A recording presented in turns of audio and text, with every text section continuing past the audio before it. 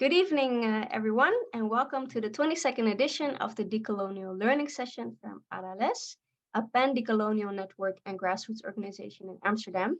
My name is Pravini Baburam, and I go by she, her pronouns, and I'm the moderator of the evening. For those of you who are not yet familiar with the Decolonial Learning Sessions, these are monthly sessions, sometimes in English, like today, sometimes in Dutch. And if you want to stay up to date, you can follow our newsletter, website, Facebook, and Instagram. The sessions are on a donation basis because we want to make them accessible to everyone. But we do appreciate donations so that we can offer our speakers a token of appreciation. Today, we'll talk about what's happening in Iran. In this decolonial learning session, Sitra Siddiqui, an Iranian-based researcher, offers insights from inside Iran with a critical perspective on both Western narratives and Iranian policies. Sitra will reflect on the current protests in Iran, from the impact of the Iranian Revolution of 1979 on today's Iranian society and its relationship with the West, to the position of women and their struggle for equality. Sitra Siddiqui lives in the city of Esfahan. She's a PhD and an independent researcher. She works as translator and a teacher, and she studied the US civil rights movement and propaganda analysis as part of her PhD. For the coming 20 to 30 minutes, we'll give Sitra the floor for her presentation. Afterwards, there's room for questions, and then we'll have a short 5-minute break. And after the break, the floor is open for discussion. If you have any questions, you can ask them in the chat or raise your hand and I'll give you the floor. And again, everything is recorded and can be viewed on our blog. So I'm very happy to give the floor to Sitra. Thanks again for being here today, and the floor is yours. Thank you for having me, and it's an honor to be here all. So while you're okay, great. So we have our presentations. So as you mentioned, for the past almost 3 months, we have been hearing about what's happening inside Iran 24/7 on mainstream media, even though I could say like for the past few weeks, it has gone down a little bit as the protests have almost died out inside Iran and the discussions are still going on, but like with a different mood because, as I said, the streets are already not seeing protests as they were until a month ago. I think to study the current situation inside Iran, with regards to social developments and political developments, and just the economy and just anything that happens inside Iran, it's very important to remember that the Iranian nation has undergone revolution in 1979 that is still very much alive in the collective memory of the Iranians. And it is alive in their memory in the sense that they have for once seen that they were able to change the form of a government that was ruling over their country. And so the country and the nation still sees themselves as being able to bring changes to their countries if they want to. The first slide, Islamic Revolution 1979, before and after, to talk about how the Iranian society has undergone changes and has developed and progressed over the years after the Islamic Revolution. There are numerous statistics by the United Nations and other international organizations, and they're very famous. And despite the common memes, internet memes that you might see, where they show women before and after the revolution, only in terms of the way people were dressed. For example, there's this viral meme about the Iranian Revolution, showing a beach where women are in swimsuits, and then women in chadors or hijab after the revolution, to imply that women have not only they have not progressed, but they have been deprived of their rights under the Islamic Republic. But the fact is that apart from the dress code that has been actually like enforced in Iran a few years after the revolution, the statistics shows us that women's conditions have actually progressed, not only women's rights conditions, but also in terms of civil progress, in terms of economy, and as you can say, like health, education, etc. The country has actually seen a lot of progress after the revolution. Some of the statistics that you can see in this graph include the GDP, inflation rate, but I have to also note that the GDP and inflation rate have, like the GDP has gone a little bit down, and inflation rate, especially over the past 1 year, I can see has been really like a lot worse than before. So the statistics is showing up to 2017, and especially like not long after the nuclear deal and the sanctions regarding the nuclear deal and Iran's nuclear activity, and as well as Trump's withdrawal from the nuclear deal. But up to 2017, as you can see, the inflation rate had decreased, even though the country has been under sanctions for more than 40 years. The GDP has improved. Literacy rate for adults improved a lot, and as I will show in the next slide, the gender gap in terms of literacy rate has also decreased a lot. As again, share of the population living below the poverty line decreased significantly after the revolution. Infant mortality again decreased a lot. Life expectancy improved. Iran is actually like famous after the revolution. One of the famous achievements with regards to family developments and family planning was the fertility rate when Iran started a program to control the population, and the United Nations has cited Iran as a very successful example where the fertility rate was like managed to come down for at a very significant rate within a few years when the country decided to do that. In the next slide, you see even more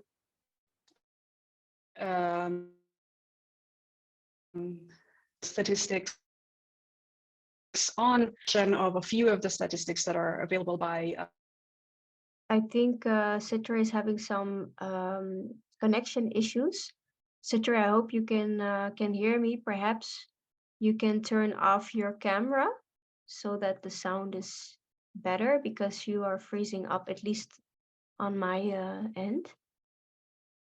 My apologies also to people. You know, the connection is always a question mark if it cooperates. I know Citra mentioned she was having some difficulty today. Yes, are you back, Citra? Yes, I guess. Can you hear me? Yes, I can hear you now, and maybe it's best if you start with the second slide, because we lost you there. And I will. Well, let me see if I can turn my camera without losing connection. Okay. So as I was explaining, there are so many statistics that we can refer to when comparing how the Iranian society has progressed before and like compared to before Islamic revolution that happened in 1979. Some of them you can see here, including female enrollment in tertiary education, percentage of female faculty members, and gender gap in literacy, etc. But can you hear me? Just to make sure. Yes, we can hear you, Okay. but you sound really I will unstable. turn. Okay, I will turn my video off so that I have a better connection, because I think that's probably more helpful. Yes, your sound Better? now sounds better. Yeah. Okay, great, Yeah. great. So as you can see, these are some of the statistics that we can refer to when studying the Iranian society and comparing it before and after the revolution. And these are some of the statistics that are often pretty much overlooked because, and which I think can create a problem when attempting to genuinely study the Iranian society and see what changes they have gone through. And these are the things that are very tangible in people's lives, and people have experience and they can remember how their lives have changed compared to prior to the revolution. In the next slide, I'd like to talk about the progress that happened within and under the Islamic Revolution. So first, we talked about how things improved compared to before the Islamic Revolution, but it's also important to see if things have also improved during these years and since the revolution, even though there have been many obstacles, including the ones imposed from outside and obstacles from inside the country. Still, things have improved for women in certain areas, even though there is a lot of room for improvement. And Iranian women have been actually very active in demanding changes to the laws and to their situations.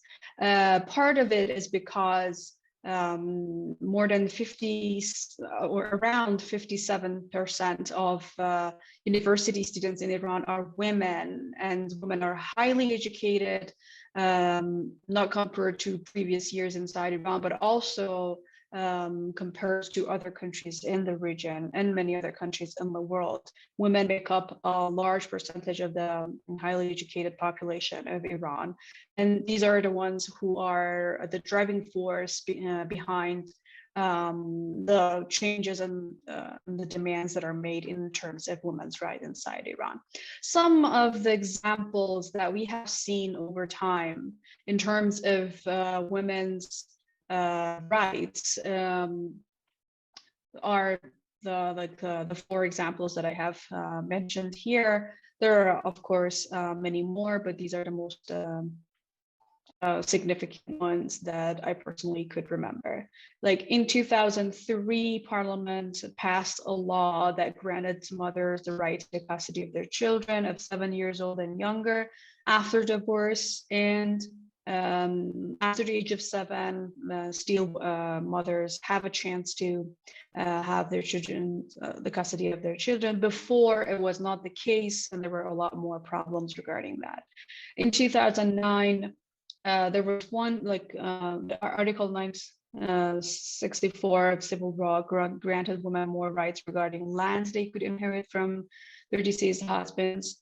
And the Committee for Family Planning and Population and the law regarding that was reformed to increase paid maternity leaves for women from 6 months to 9 months. And in 2019, the Parliament again passed a law that considered atonement or diya, which is the Arabic word of blood money or financial compensation, as especially during injuries, like where insurance companies wanted to pay this financial compensation for the injured or wounded. it became to be considered equal for men and women. The Guardian Council endorsed it, and ever since it has been implemented. So as you see that this struggle is still going on. It has made certain achievements, but it is an ongoing movement and struggle. The next slide.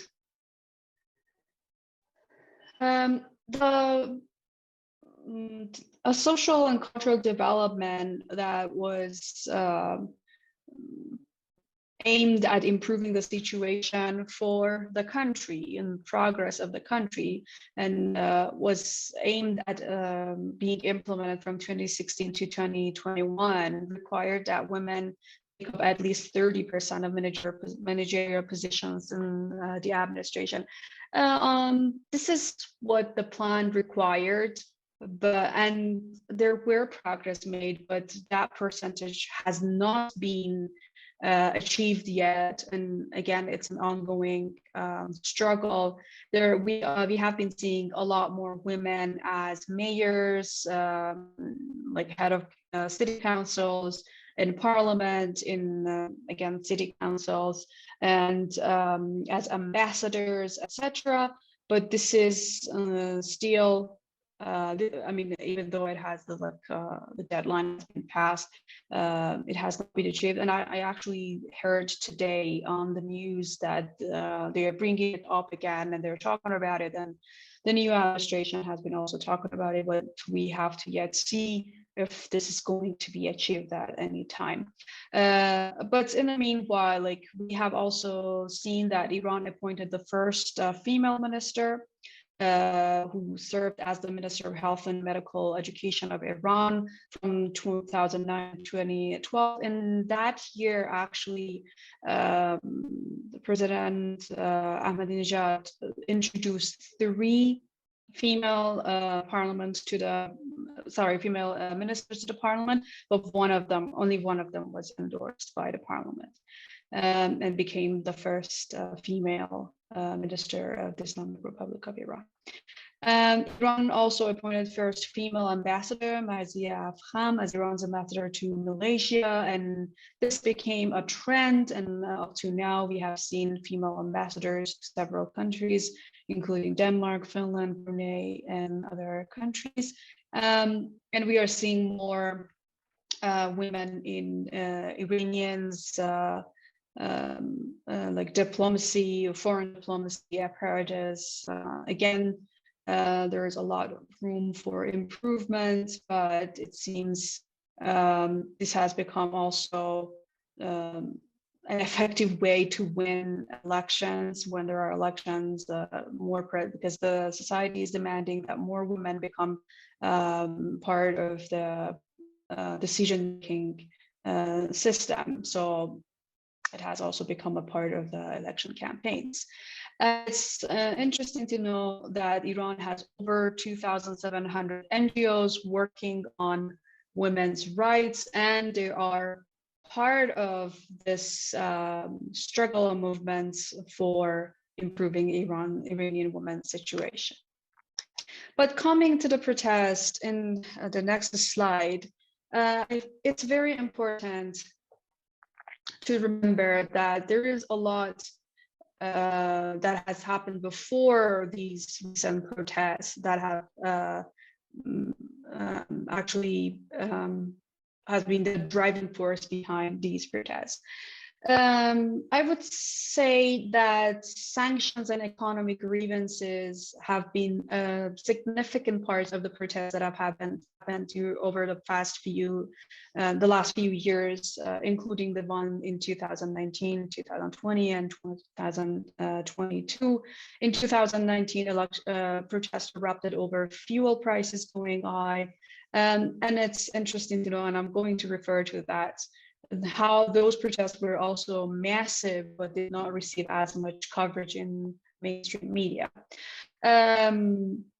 Well, sanctions and targeted sanctions are expected to generate sufficient economic deprivation to galvanize the population against the leader, so that they have to, like the leader has to, or the leaders of the country have to concede to the demands of the sanctioning country.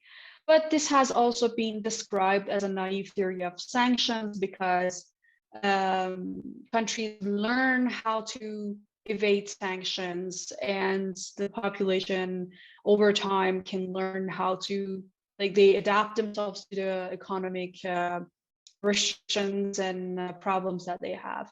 But in terms of Iran, as also with other countries, the sanctions imposed on, including Venezuela or Cuba, the sanctions on Iran have been really crippling the economy, particularly over the past 2-3 years, I would say. The effects of the sanctions in everyday life has become very significant, and this has been a driving force, of course, along with the mismanagement, economic mismanagement that happens inside Iran, has been a significant force of grievances among the population, especially when unemployment rates rise and when inflation rate has been dramatically going high.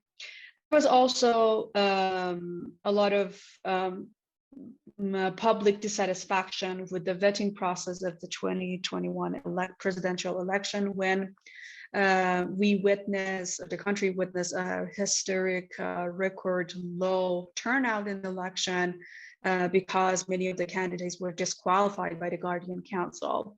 And the election turnout was around 48%, which is for Iran is a very significant low turnout, because we used to have a much higher one, around like 60 to 80 is the common turnout that we used to have. And obviously the guidance patrol, which was the main reason, or the more obvious reason that gave into these protests. Guidance patrol is the literal translation from the Farsi for Gashte Irshad. In the Western media, we usually hear morality police.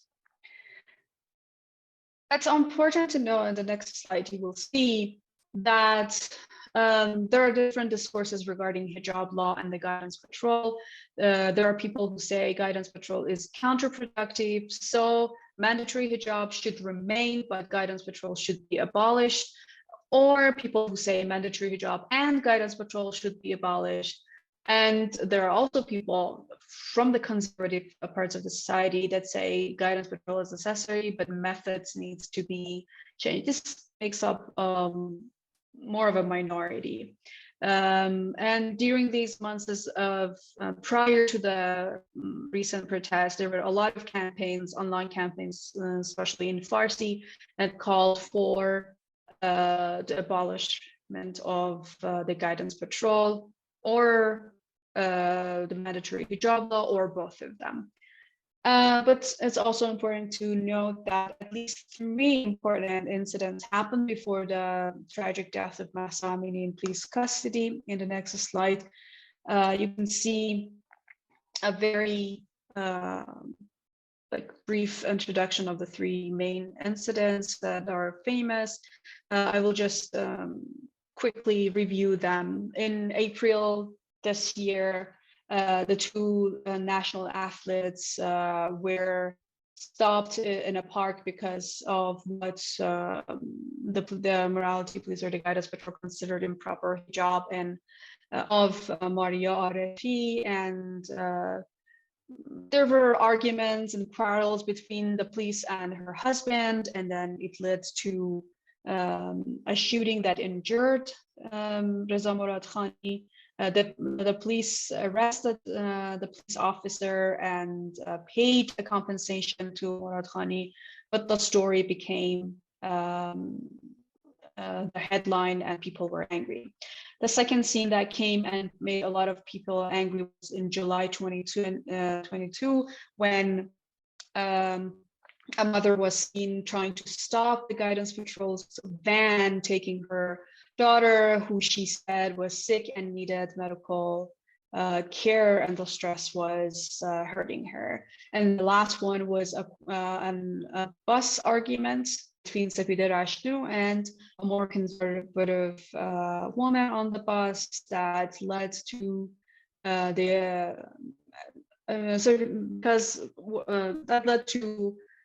arresting of Sapide Rashnu because she was trying to film the incident and send it to some foreign-based media. These are the incidents that made the population very angry and started fueled those online campaigns. In the next slide, as you can see, the last straw was the tragic death of Mahsa Amini in police custody, and there were questions surrounding her death, which sparked outrage. But unlike what the media were trying to portray, her Kurdish identity did not really play a role inside Iran, and her family also mentioned in their interviews that this was about all Iranian girls and it was not about their ethnicity. As I said, the hijab protests in 2020 received a lot more coverage than the protests over fuel prices in 2019. One reason I would say is because fuel prices are the reason for protests, or just economy are the reason for protests across the world. And this is something that people across the world can relate to. But when you talk about hijab, it's more cultural centrist to say that one country is imposing like a law on women or violating their rights. But coming to the representation of what happens inside Iran in the next slide, I will briefly refer to an unprecedented coverage and social media activity regarding what happened inside Iran. As we know, and as has been discussed by several cyber security and social media analysts, a lot of the Twitter accounts are fake. In fact, one Business Insider article said that 80% of Twitter accounts are fake, and more than 20% of the news about, for example, the US on or the content made on Twitter about the US are made by fake accounts on Twitter. But when it comes to Iran, this number is significantly higher. CNN did an article a couple of months ago where it said that the majority of the accounts or the hashtags that were used regarding the death of Mahsa Amini were actually going viral because of fake accounts and trolls and bots. In fact, hashtags regarding the death of Mahsa Amini broke a record, like a historical record on Twitter with over 300 million hashtags. This is far more than the hashtags regarding the war in Ukraine or the Black Lives Matter over years. And just anything else. And some analysts say that it will take a few years until any hashtag could reach that number. So we also know that there is a history of troll farms that get involved with regards to Iran. Back in 2019, when the protests were happening, Trump tweeted an account called Hishmat Alabi and a cybersecurity scholar called Mr. Owen studied and traced the hashtags, and this particular account, which was getting a lot of retweets and likes and impressions, and it was traced back to Albania, where the terrorist group MEK is based. and it appeared that there was a troll farm. In fact, Twitter took that, like suspended the account for a while, but then it was back on Twitter on the claims that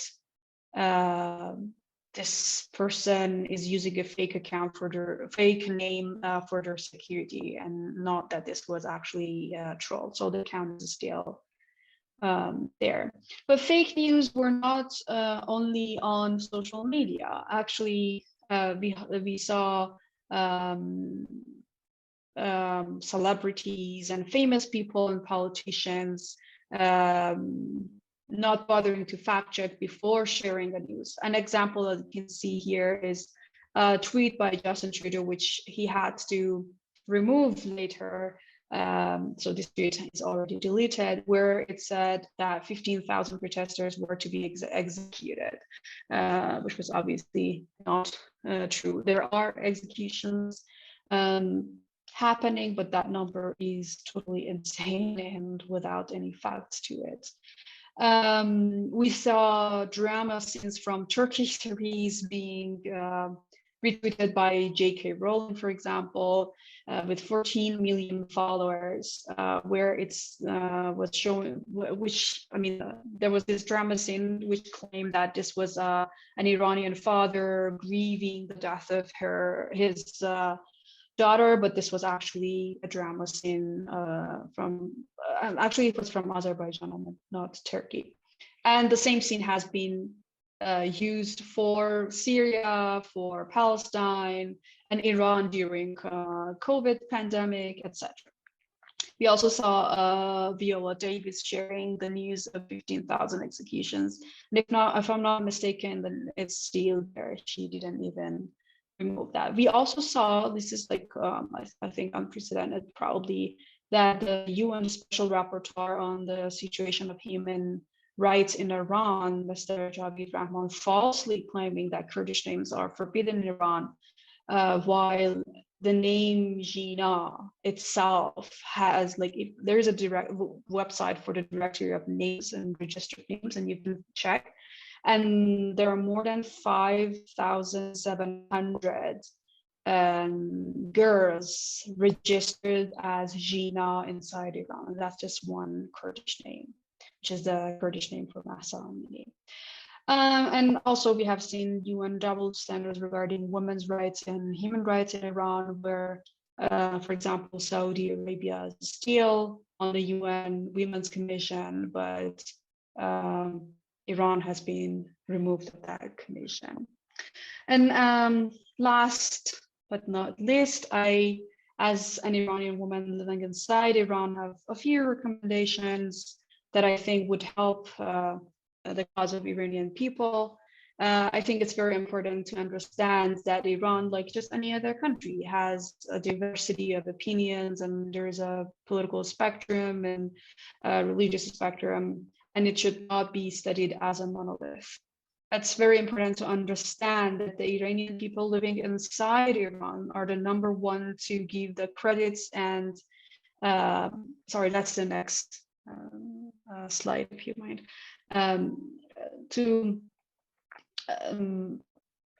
This is something very important, I think, that Iranians living inside Iran are the number one to be given the credit and agency for anything that happens inside Iran, including the improvements of women's rights or the overall living standards in Iran, or if there are protests, if there are demands made to the government, or any change that happens, it comes from the Iranians who live inside Iran. And while I think the voices of Iranian diaspora have to be heard, they should not be amplified over the voices of those who live inside Iran. It's also important to know that Iran is a rational actor in international politics and acts with a cost and benefit approach. So if you want to criticize an action, we have to criticize that particular action instead of delegitimizing the whole establishment that has been actually elected by Iranian people, and avoid double standards when criticizing governments.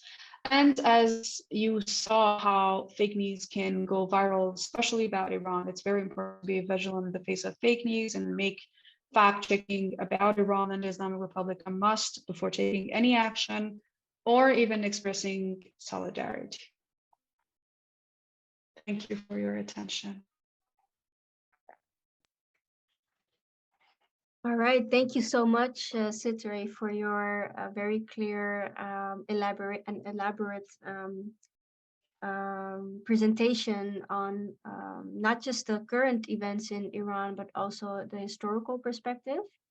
And we have room for questions, so I would like to give the floor to the people here if there are any questions based on what you've heard, which I can imagine is a completely different story than what you might hear in Western media so far. At least that's how I experienced it. I don't know how it is for the other people in this session.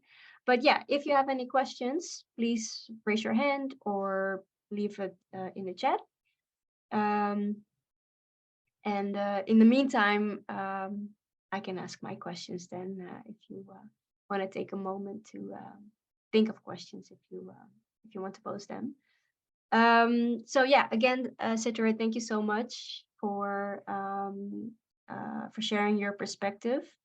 One question that I have after your presentation is that you offer so many facts and numbers, that give a very, very clear impression of the progress, with the critical notes that you offer in terms of the things that still need to improve. And yet those are numbers that we don't hear or see in, at least, where in the Netherlands, and I can imagine also elsewhere in the West. And I'm just wondering how you feel about that there are so many clear facts and numbers, and then there's this whole other narrative that is actually erasing that progress. And you also mentioned that you really recommend giving the agency and the credits to the people in Iran. So I'm just wondering how you feel about those dynamics, and how does that impact the work that you're currently doing in Iran to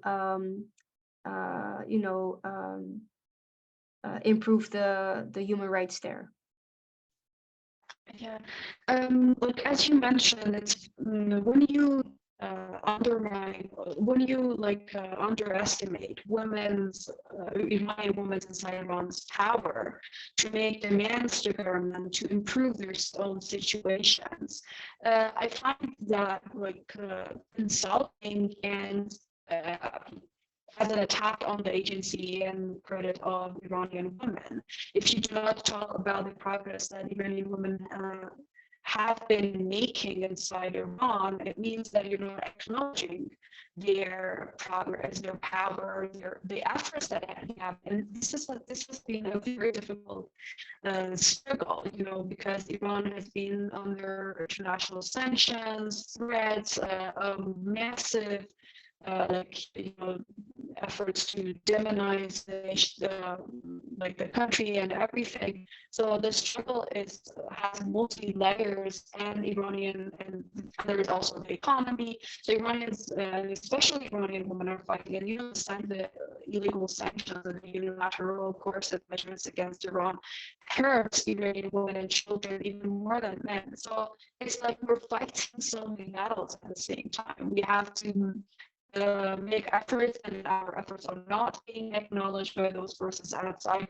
Some for the agenda that I'm pursuing, and some just out of maybe ignorance, or because I know I've seen a lot of people who have very good intentions. They want to express solidarity to Iranian women, but they just go the wrong way, and because it does not help with our struggle. Yeah. Thank you, Citre. I think your sound is a bit off again, so let me summarize what I heard, and if I misunderstood, let me know. And then, Martin, I don't know if I pronounced your name right. Please let me know if I do so. Then Yeah. I'll give you the floor in a moment. But let me summarize Citre's response so that we make sure that we got it, and then I will get to you. So if I understand you right, Citra, you mentioned that the current narratives are actually, even though they're well intended in terms of wanting to support especially Iranian women, it actually gives you a sense of not being acknowledged for the work that Iranian women are doing within Iran to improve their own condition, and that the support of sanctions and kind of boycott against the Iranian government is actually making the conditions there worse in terms of women's rights and human rights because they affect the daily lives of people. So that is what I took from your response. And Yeah, okay, and yeah, maybe that's exactly correct. Mhm. okay. Great. And maybe Citre, you can, even though, yeah, you can indeed turn off your camera again. So Yeah, hopefully it did it sounds that. better. Hopefully it's Yeah. better now. Yes, Okay. good. And then Martin, I hope, please, yeah, let me know if I said it right, Yeah, but the you're floor is yours. pronouncing my name perfectly. Thank you for Oh, good, good. I'm glad. and Go ahead. thank you, Satra, for your speech. I liked it very much. My question is about the cultural diversity, because you mentioned about Iran, which we have obviously biased. Our view is mainly biased by the vision of one nation country, but the history and people living there are, I think it's very complex issue. My question would be, because we were talking about human rights, and I would like to ask, is there any tension between the, let's say, universal part of human rights and cultural or local version of human rights? I mean, I don't want to say that Iran is, Islamic country, because it's also complicated, but is there any tension between the perception of human rights as something universal, and are there any local interpretations or local standpoints or stances on human rights? I mean, specifically Iranian or embedded in religion or something like that. Is there any tension between the universal human rights and the local version from in Iran? I hope Right. it's Well, clear. yeah, that's a good question, actually. That's a good question.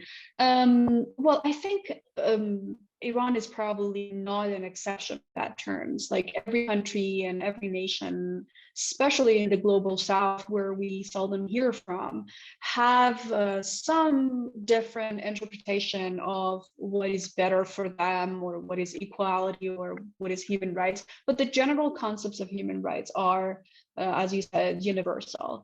It becomes problematic and creates tensions when especially like generally a Western like neoliberal notion of, for example, freedom is going to be imposed on, for example, Iranian women.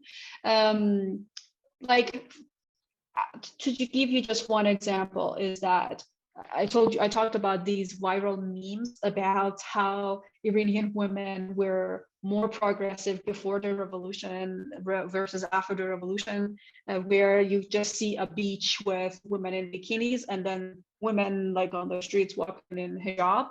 Well, the Iranians do not have that notion of freedom, Iranian women. Like, they are referring to other progresses that they have made because they come from like the majority of Iranians come from an Islamic background.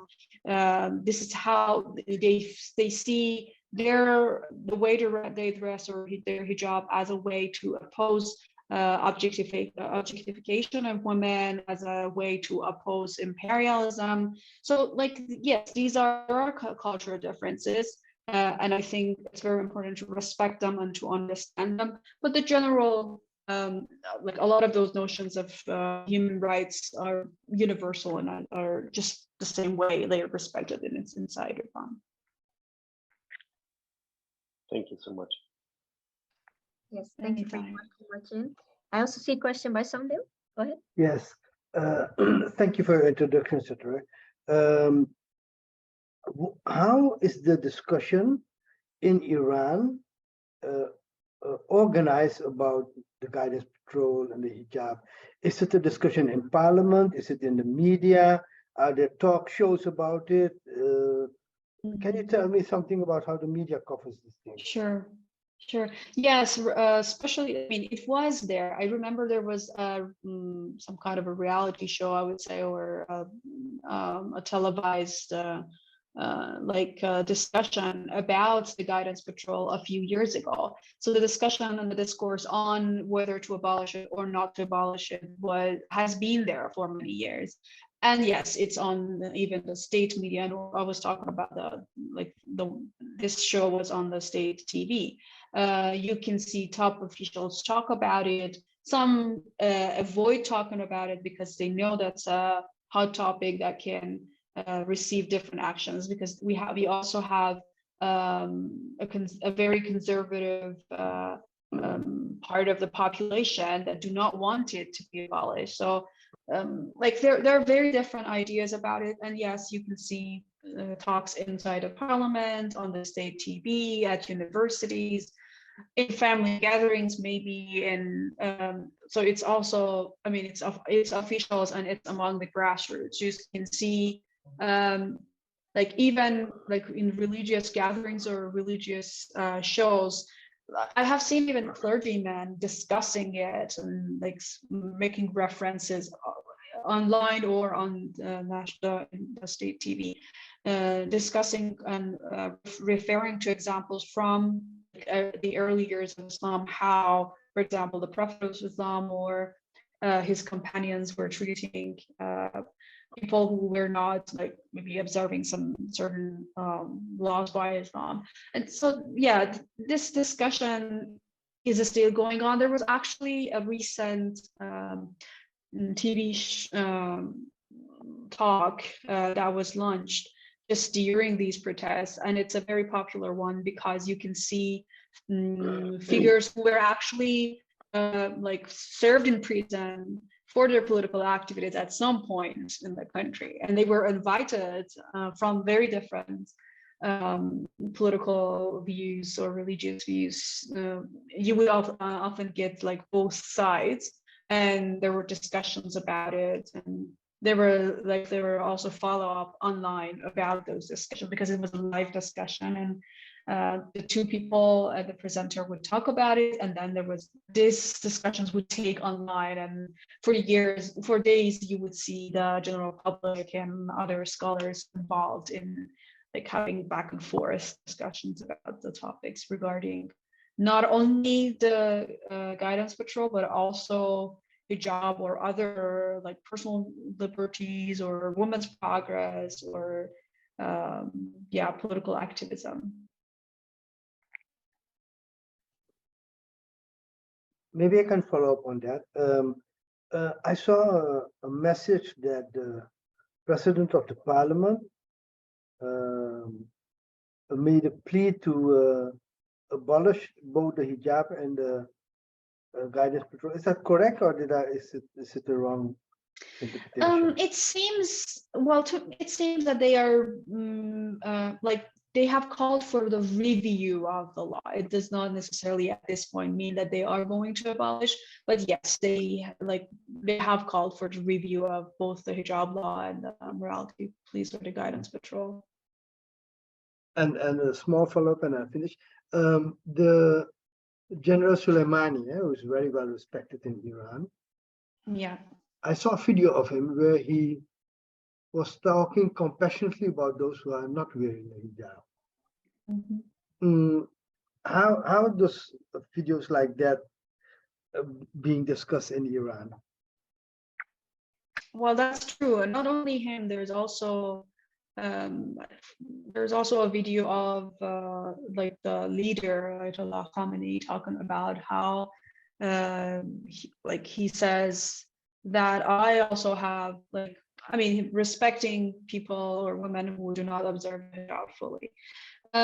This is something also that, like as I said, there are different, even within and among the people who practice the religion, which to a lot of extent in a lot of the cities still make up the majority. This is something that has been used as a reference and like a role model on how to be tolerant and respectful towards people's choice of like women's choice of dress, and to understand that like you may disagree on the dress code, but still share a lot of other values with these people. There's also like you can see a lot of women taking part in, for example, the rallies, the pro-government rallies, or the rallies in the celebration of the anniversary of the Islamic Revolution or the celebration of Quds Day. A lot of women with laid-back hijabs participating, and this is like, these are references that only from people's way of observing hijab, you cannot decide what their stance is with regards to the whole establishment or the Islamic Revolution, and they need to be acknowledged and they need to be respected. Yeah, so I hope I thank answered you. your question. Thank you to everyone also for your questions. Since it's almost 9, I suggest we do take a short 5-minute break, come back at 9:05, and then we'll have about 20 minutes for further reflections or discussion. And again, Citrate, thank you so much for your presentation, and yeah, looking forward to continuing the conversation after the coming 5-minute break. That's true. Thank you for having me, and seeing everyone back in 5 minutes. Yes. All right, the 5-minute break is up. So I suggest we continue the conversation. I do see we're left with a small group, which is okay because it allows for everyone to contribute and engage if you want. And actually, what I wanted to do is give those of you who want an opportunity to share your reflections on hearing Citare's presentation. I do see Citare actually left the call, and I think that's because of technical issues. So I hope that she's able to rejoin us. But yeah, my question actually was to the people in the audience. Yeah, what your reflections are after seeing and hearing Citare's presentation. So is there anyone who would like to offer some reflections? I can go. Yeah, Mau, go ahead. Yeah, so I haven't been following the news very closely, like lately. So I know it was going on, but I haven't like looked like a lot into it. But it's just like so apparent in a way that like, especially on these topics, like you just need to be like an expert. Like you need to know like a lot of stuff to actually know what is going on, right? Like because I like all the shorts or whatever, like all the parts that I got from the news was like the usual, like what yeah, basically what was discussed today as not true, or as like just the more general narrative. Um, so I think that's very interesting, and also like the indeed like how the international response more so yeah, forms the situation in Iran, and also the yeah, just like the image of the whole country, right? Like there's a lot more to it, and like just before even like I watched a lot of travel videos just on Iran, and like people are like very in love with the country and whatever. But like if I ask like my neighbors about Iran, like that's not going to be a good conversation, which is just like, I don't know, it just made me realize again, like how yeah, how interested it is how these processes work and how they form our worldview actually, right? Yeah, thank you. So you mentioned you actually became very aware of how different the image is that we are getting here in the West and the image that Iranians have of themselves and their country. Yeah, and also like it's just like it's very easy, right? Like especially if you're just like superficially getting with the news and whatever, like it's very easy to like assume it's true, especially after like 3 weeks of the same narrative. Yeah. So yeah, and that's just yeah, fascinating to me. Yeah, that's something that I also recognize. And I see Citra is back, by the way. Welcome back. We lost you there for a Thank minute. you. Yeah, I was trying to fix my connection and I accidentally closed the program. So that's why. That's okay. Actually, Maud was just sharing a reflection on how, yeah, your presentation made so clear how different the images, the perceptions are of Iran, within and outside Mhm. Iran. So yeah, Maud was sharing that, and I actually wanted to, yeah, to follow up on that because I also noticed one thing Maud said was you almost have to be an expert, right, on this topic to actually know Right. what is going on. And I think we also falsely assume that what we see on the news has been fact checked, and has been Exactly. is an honest reflection of what's happening. So yeah, that was something that Maup also addressed. I don't know if there's anyone else who wants to share reflections based on what Citra has shared so far.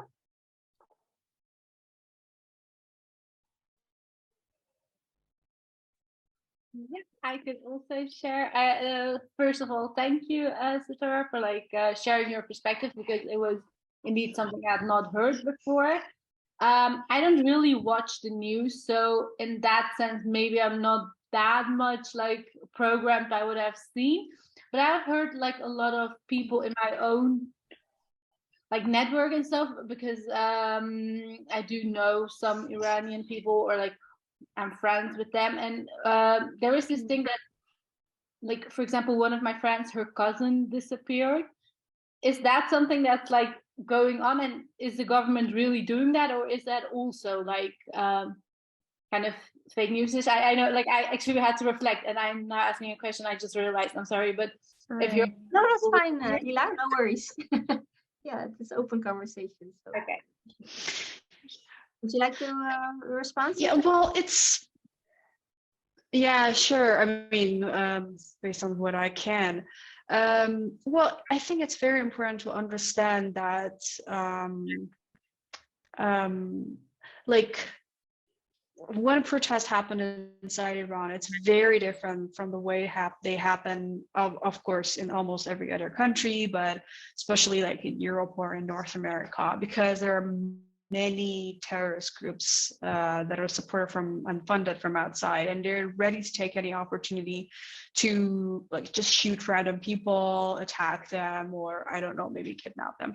I personally haven't heard of, I mean, I've heard, but I haven't been able to verify any of the kidnapping claims.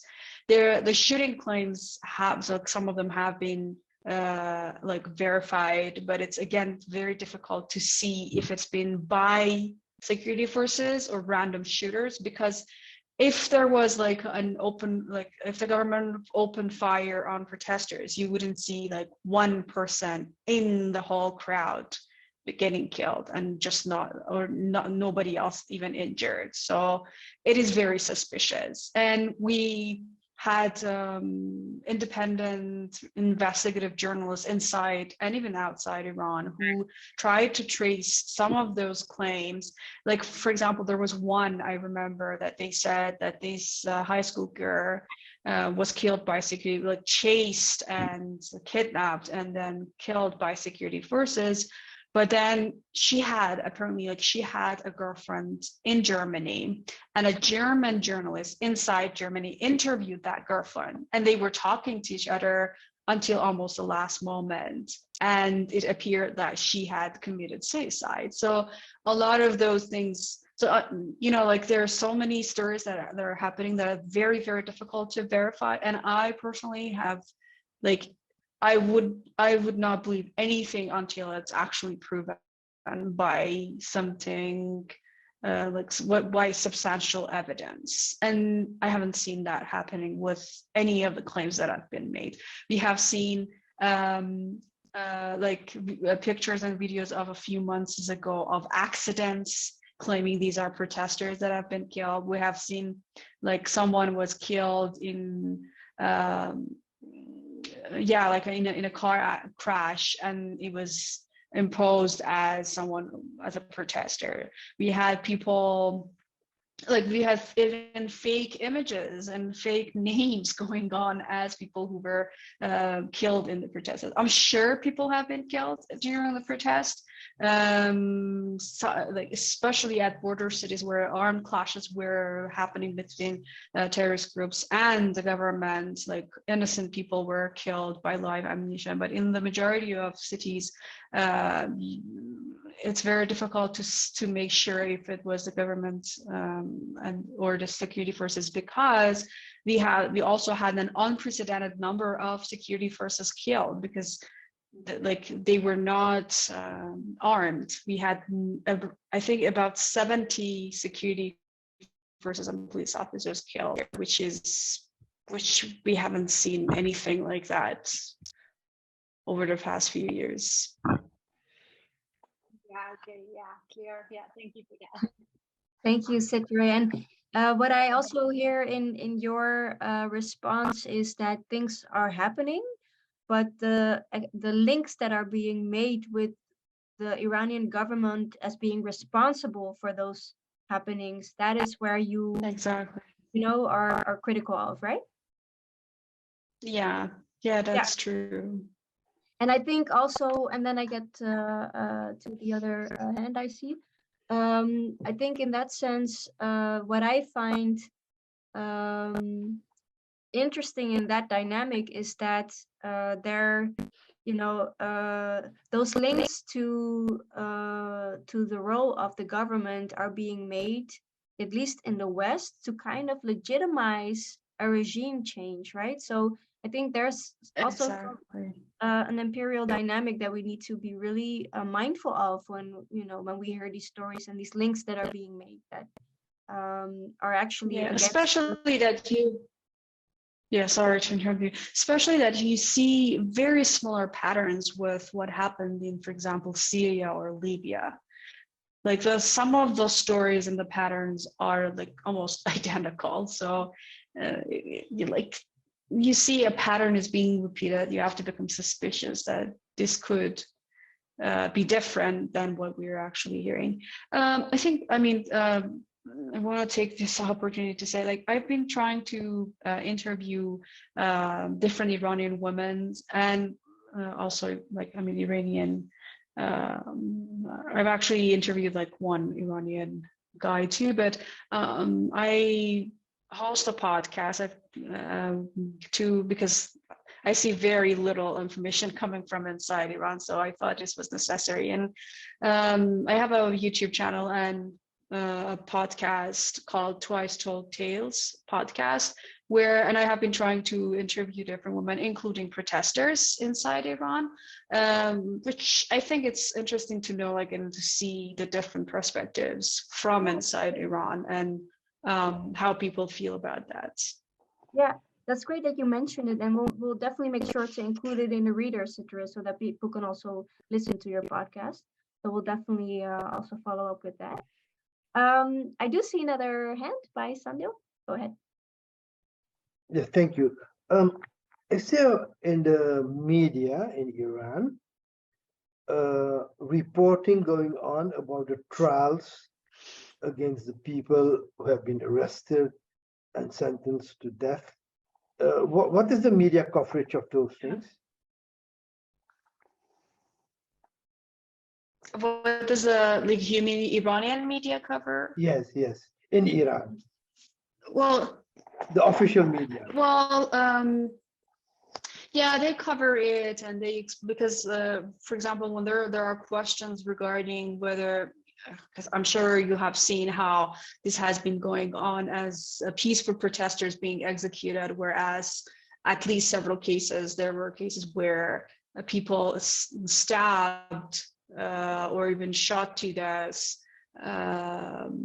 police officers. Like there was this example, there was this guy who was, I mean, this is different from whether or not we agree with the death penalty. That's a different question. But saying that these people were just innocent demonstrators or protesters is really not true. For example, one of these guys who was executed or received a death penalty in Mashhad killed 2 security officers by stabbing them with a knife to death and injured 4 others.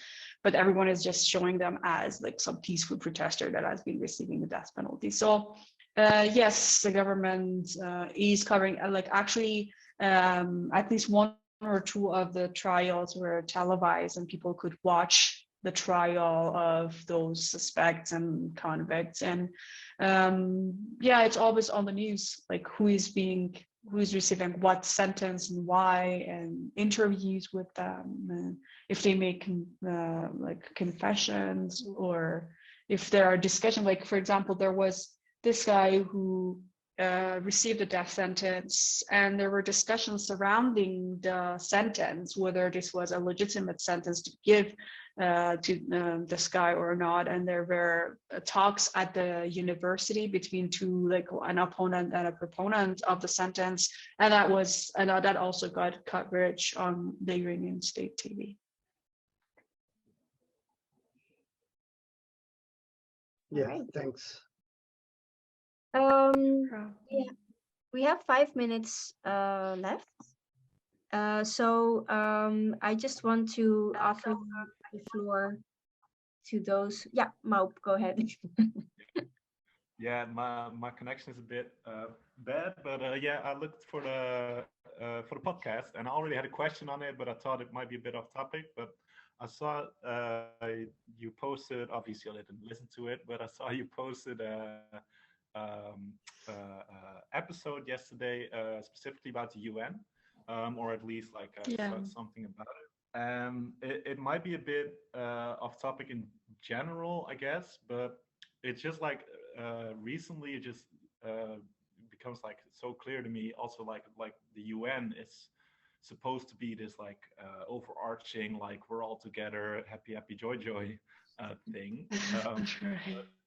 It seems like yeah, obviously like everybody is represented, but still like you also said with like helping Iranian women and all that, and like so I guess like the kind of reflection slash question is like it yeah, is there like a role for something like the UN, or do you see it as only like kind of like opposing like maybe national politics, or more so inhibiting that it is, let's say, liberating, or whatever you want to call it?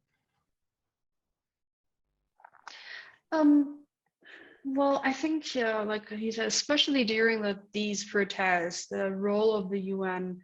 I mean, I have seen double standards by the UN before, but this one was, I mean, it was amazing how, like for example, engineered by Germany, they pushed for a resolution, sort of a resolution against Iran. Or then they removed Iran from the Women's Commission while they, like, Iran got the majority of votes just a few months ago to be part of that commission, but then it was removed when the US pushed for it.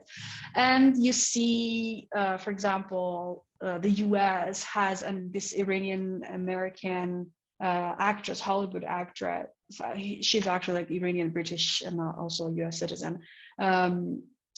Who's been part of like, she was actually a member of the Scientology group and a victim of women's rights violation, and she has also pushed for illegal sanctions against Iranian women as someone to represent or talk about Iranian women's rights inside the UN.